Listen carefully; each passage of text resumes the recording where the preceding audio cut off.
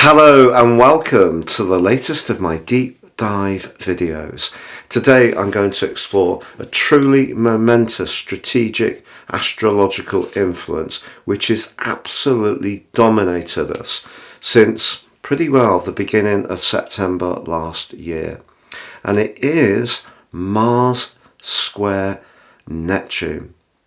Now within 3 degrees, this influence was in effect through October and November, exact on the 12th and the 19th of those 2 months respectively. And within 3 degrees, it commences again from the 6th of March through to the 23rd, but is exact on the 14th of March. But why is it so important? That's what I'm going to explore with you, and also provide a lot of context to what has been a period when so many people have felt very drained down, exhausted, been suffering with a lot of viruses beyond COVID, and feeling really quite depleted. Now, I'm just going to briefly explain how I'm going to structure the video. So first up, we need to look at the dates, so the exact dates. When Mars moved into Gemini, when it went into its pre-shadow period, which was early September, when it made the contacts in October and November, when of course it went into its retrograde, when it exited that retrograde in January, and of course when it exits its post-retrograde shadow, which is in the middle of March. So I've got so much to share with you, but a lot of context which I feel will help you, I hope, really make sense of why this has been so impactful. If you're a returning visitor to my channel, thank you so much for joining me once more. If you're new here, this is very much a community. So please share your experiences in your comments. I interact with everyone. Please also subscribe to my channel. If you would like to deepen your understanding of more serious astrology, if you give me 3 pieces of personal birth information, of time, date and place of birth, I can produce for you your life roadmap analysis. This will help you to get a much greater understanding of some of the patterns which have been so powerful in your life so far, but also get a much more intimate understanding of how you can work with them. The more challenging ones, but the ones that provide opportunities. Within my special package, you can also get a 30% off and your 12-month personal forecast. Please see the link below. If you don't know your time, I can produce your solar charts for you. Please see the link below for those too. So first up, let's explore when Mars moved into Gemini, which was the 20th of August last year. Now Mars goes into its retrograde every couple of years.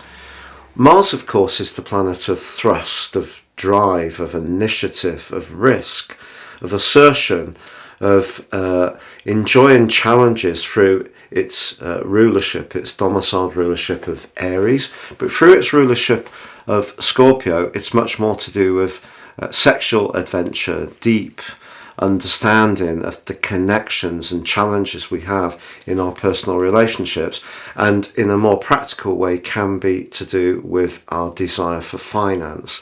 So desire, instant gratification played out in an air sign, which Gemini is very flexing, very quick-witted, nimble, agile, and Mars here at its best. Certainly a lot of sports people have Mars in their natal charts, but also a lot of broadcasters or journalists, because it gives them the passion to either have that fast moving contact or to share their ideas in a very passionate, articulate way. But on the 3rd of September, Mars went into its pre-retrograde shadow, which of course began on the 30th of October. So the big attention is on the retrograde itself, which ended on the 12th of January. But the post-retrograde shadow doesn't end until the 15th of March. So if we think back in terms of the context of Mars being about thrust and physical vitality, in the sign of Gemini, which can be to do with the nervous system and moving around quickly, quick journeys too. I feel there's been a lot of frustration. There may have been a sense that people's voices haven't been heard. And of course we have had a lot of industrial unrest the world over. And the ideas element of Gemini would have been feeding some of the frustration as Mars started to slow down from the 3rd of September. But within 3 degrees, all through October and November, it was squaring up with Neptune in the sign of Pisces, which of course it rules, but Pisces is a very watery influence. And in terms of the overall zodiac, Mars is in house 3, quick movements, quick thoughts, and Neptune's in house 12, which is reflective, watery, draining potentially, and of course Neptune can be distorting. So all through October and November, within 3 degrees, Neptune was slowing down Mars. And then on the 12th of October, the 19th of November, the square was exact, and that's going to be repeated on the 14th of March. But one of the things that I feel that's really been fascinating is that so many people have been saying that they've been suffering with bugs, feeling drained, washed out, have lost their drive or vitality or enthusiasm for the things that are really important to them generally. Now, of course, some of us have had jabs. Those jabs for COVID weren't really tested. It was all done in a rush. That's not a critique, it's just a fact, because obviously there was a public health crisis. Some people resisted the jab because they were concerned about what would be going into their systems, which is understandable. But some people are still getting bugs, using testing kits for COVID, and they don't have COVID. Is it because COVID has evolved, or is it because the immune system is actually finding other ways to be tripped up by just the lack of interaction and exposure we've had to one another, or because we've taken these injections, some of us? Or is it because we're all being affected by the informational cycle, and of course with the war in the Ukraine, the cost of living crisis, a lot of stories about poverty or drugs, which is a very Neptunian theme, I feel.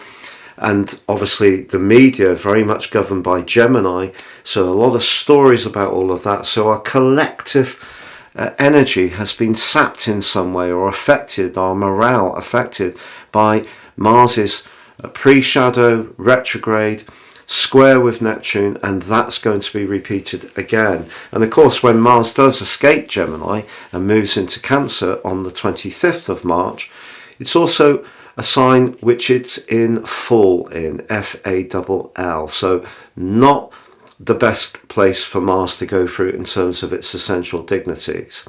So what can we make of all of this? What does it exactly mean to have Mars in a square with Neptune?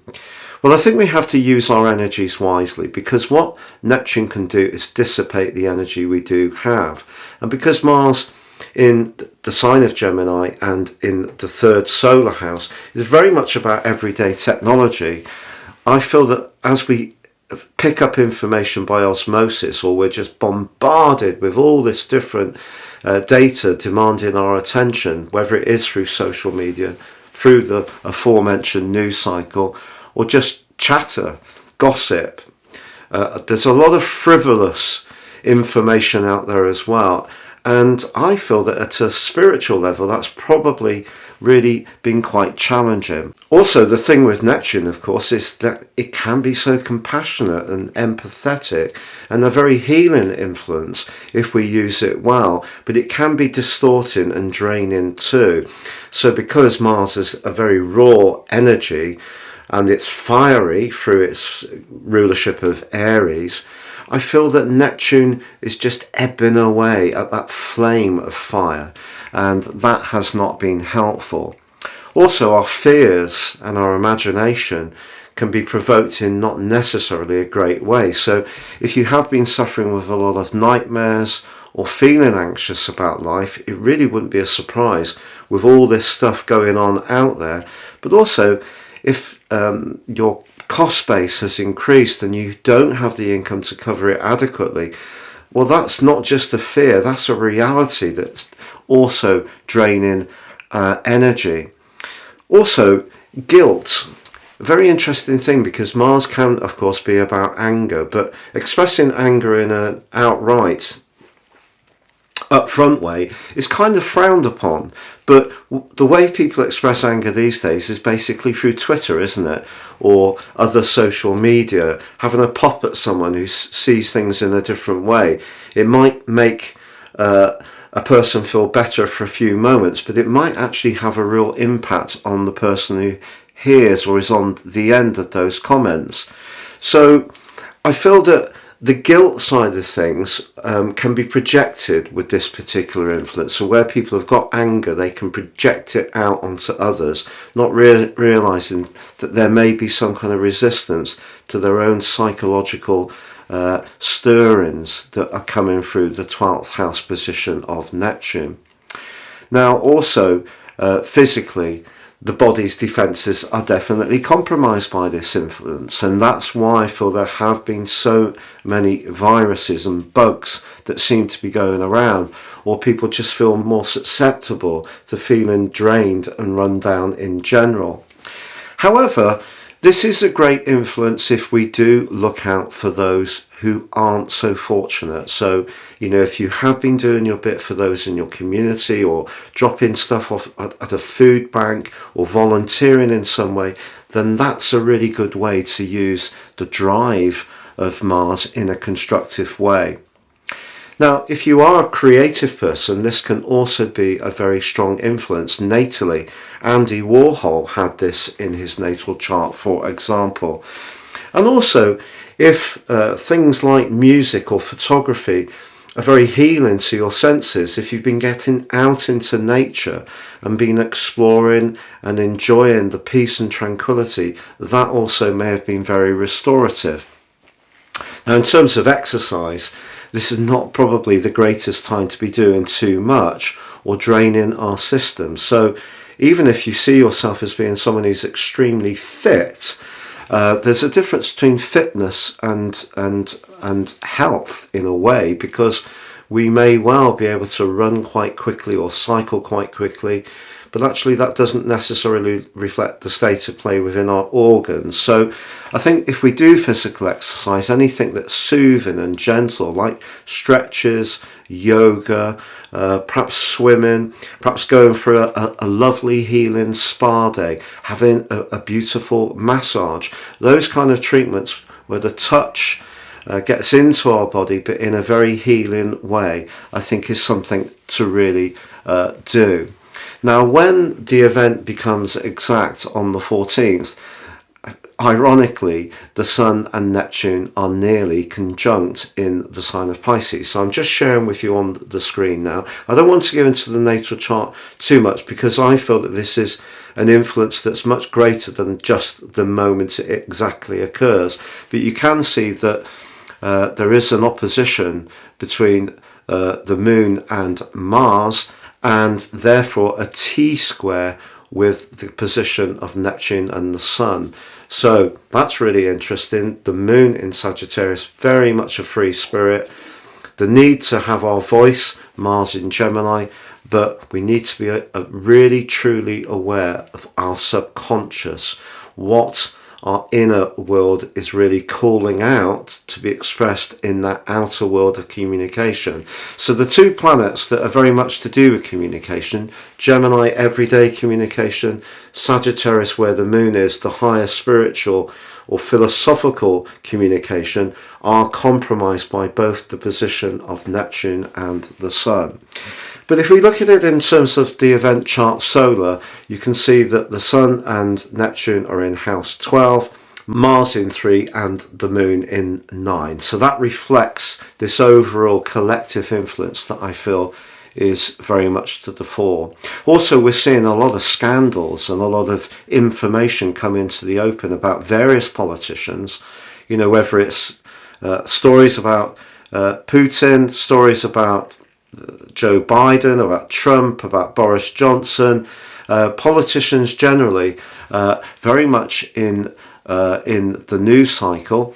And of course, it's very important for politicians, for their survival, to be very artful about how they move with policy, how they make perhaps mistakes or try to shift their position. So Neptune very much about shifting, but also we've seen in the UK that the health secretary through the COVID crisis had a huge cache of WhatsApp messages, about 100,000 messages that have been revealed by his biographer, the journalist who worked with him on a biography, against the terms of a confidentiality agreement. So all that information is spilled into the public domain. That's classic Mars square Neptune, because someone is basically breaking a confidence. It's gossip, it's scandal, but it could be to do with celebrities, it could be to do with taxation, it could be to do with all sorts of information coming into the open that we can expect over the next couple of weeks, but expect different people to try to apply their messaging in order to get their point of view across in the most assertive way.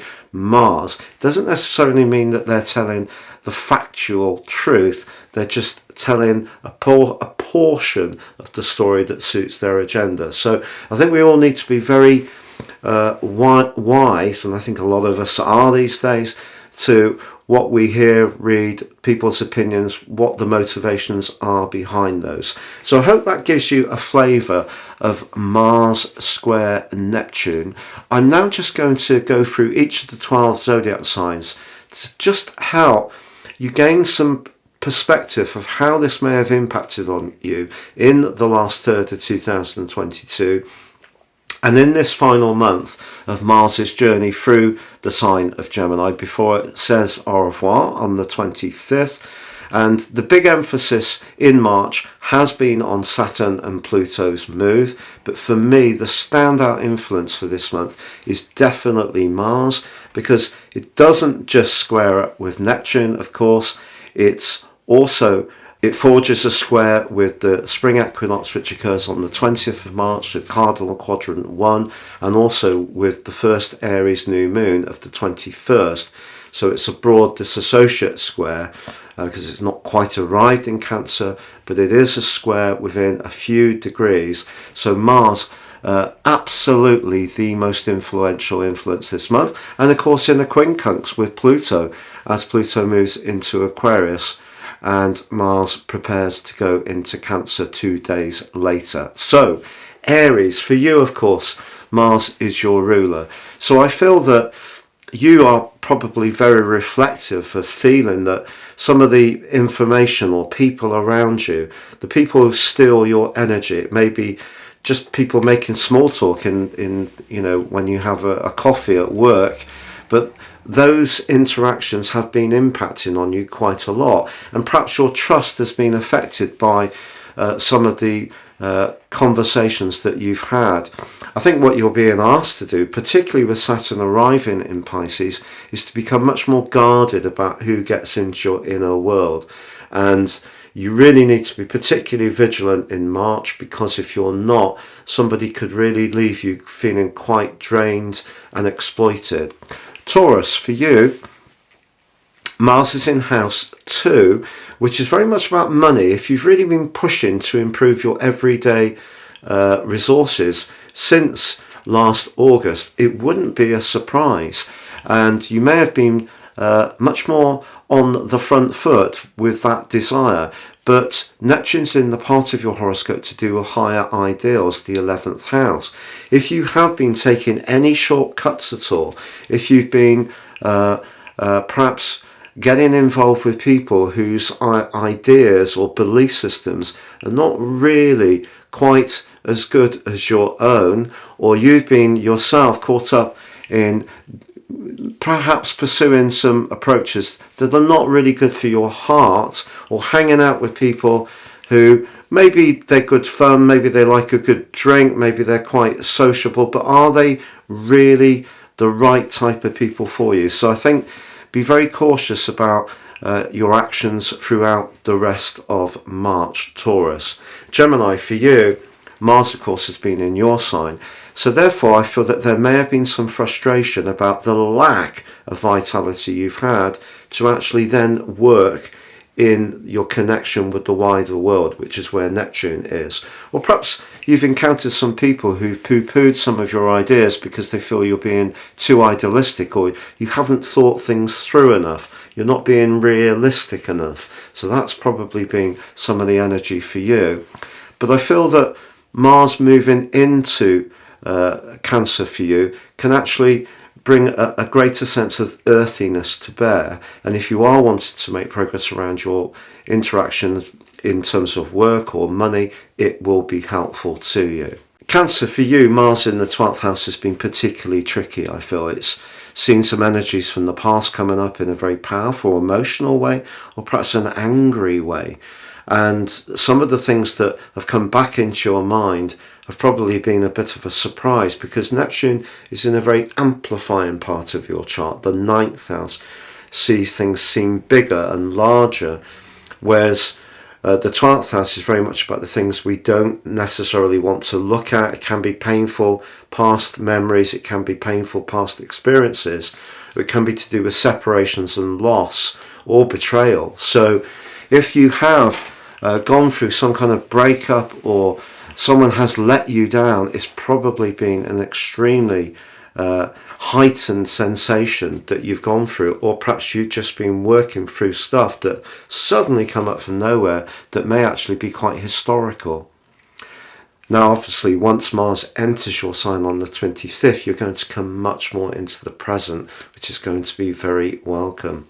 Leo, for you, Mars has been in the sector of friendship and long-term plans, Neptune in the sector of shared finances, but also where we get most invested. If you've had a thing for a friend, romantically or sexually, since last August, it may have led to some deep disappointment.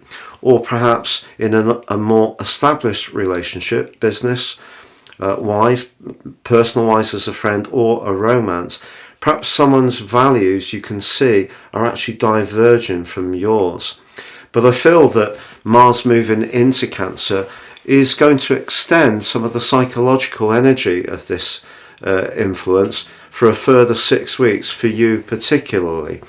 But don't see that so much as a bad thing, as more of an opportunity to release anything that's locked inside of you that may still need cleansing. Now, Virgo, Mars for you has been in a very dominant position, the 10th house. Great for raising your profile, being more assertive professionally. But in order to make that work for you, there needed to be clarity around your relationships. And if there's a lack of that in any key relationship, that may have shown itself. Or perhaps you have tried to clarify things around relationships, but someone has perpetually been shifting their position, been unavailable, withdrawing, not necessarily meeting your desire for an upfront, frank debate in an agreeable way. They're almost being evasive, and I think that may have been quite frustrating. Now, Libra, for you, of course, Mars is in house 9, great for travel, adventure, independence. But Neptune has been in house 6 for you since 2012, which is very much to do with sacrifice. You may have felt juggling the parts of your situation where you feel you've had obligations with the parts of you that wants to be free has really been a hard thing to achieve. And there could be a bit more of that over the next few weeks. Scorpio, for you, Mars, your ruler, is in house 8. This is hot. This is where we want to really encounter some kind of challenge, test ourselves out. So if you have had a romantic fling with somebody, it may have been very raw and exciting, but has the reality in terms of how committed you felt or they felt actually come up to the mark? Neptune in the 5th house really is one of the most romantic places it can be. And when it forges really beautiful alliances, for example with Venus, a gorgeous connection for you. But with Mars, perhaps you've been drawn towards someone in a very compelling way, who actually in some way is quite mystical or alluring, but then turns out to not be quite as available as you would like. Perhaps there's been a sense of discouragement or disappointment around your love life, or even around a business issue, because the 5th house can be where we show creativity, the 8th house where we get the reward for it. So if your talents have not been rewarded in the way you would like, or you've been misled, that could have been very disappointing. Sagittarius, for you, Mars is in house 7, where you want to set your boundaries. The problem is your emotional world has felt very much compromised by Neptune's square with Mars. So however much you've tried to make it clear about what you will or won't do, it may have seemed at times that other people are still overwhelming you with their demands, or it's just been very difficult to protect your own space. Always important to the Archer. Capricorn, for you, Mars has been in house 6, where it can be more self-sacrificing, and it can be to do with industry, hard work and application and precision, also about getting more physically fit. And perhaps you've fared quite well with Mars as long as you've had a clear plan. But the problem with Neptune distorts plans and communications with people immediately around you. So there may have been it may have been that your vitality has been affected just because the ideas that people have expressed just seem to be so unrealistic, and because you can be very earthy, that in itself has been challenging. So Aquarius, for you, Mars in house 5 can be very raunchy, romantic, self-expressive, and you've probably been really putting a lot of effort in demonstrating to people just how creative you can be. Or have you been wooing someone? If there has been someone on the horizon, the chances are that you've wanted to be quite generous towards them and indulge them in quite a fulsome way. If that's been received in the way it was meant, it may have been pretty good for you around a love situation. If not, if you got caught up with someone who's got vastly different values to you, or has different a core approach to life, that may have caused quite a mismatch between you. So you may have found yourself really fancying someone and then realizing you're never going to make an item. Pisces, for you, Mars in the 4th house may have seen you very busy around a home renovation or construction project, or perhaps thinking very carefully about moving. The trouble for you, I feel, is that Saturn has been in the 12th house, which has been affecting your vitality anyway. So to have your co-ruler Neptune put in its watery break on the drive of Mars has meant that you could have felt really quite withdrawn, dispirited, run down, lacking in the vitality to really drive things forwards. But I think obviously this event starts on the 6th of March within 3 degrees, but that coincides, of course, with the 7th, with Saturn moving into your sign and the full moon in Virgo. So I think it is a new beginning coming, and I feel that Saturn moving through the 12th house for you has been harder than perhaps you might have really thought it might have been at the outset, and it may prove to be more testing than Saturn moving through your own sign. So I feel that you're going to move much more into a place of firmness and structural stability now, and some of the self-doubts that may have been holding you back, or just the lack of spark to get things going and keep them going, that is going to dissipate from the 22nd, 23rd of March, and I think you're going to be really pleased about it. It's been a real pleasure being with you. Thank you so much for joining me. I do hope that this has given you some ideas of how to deal with Mars square Neptune, and also an understanding of its huge impact over the last 5 or 6 months.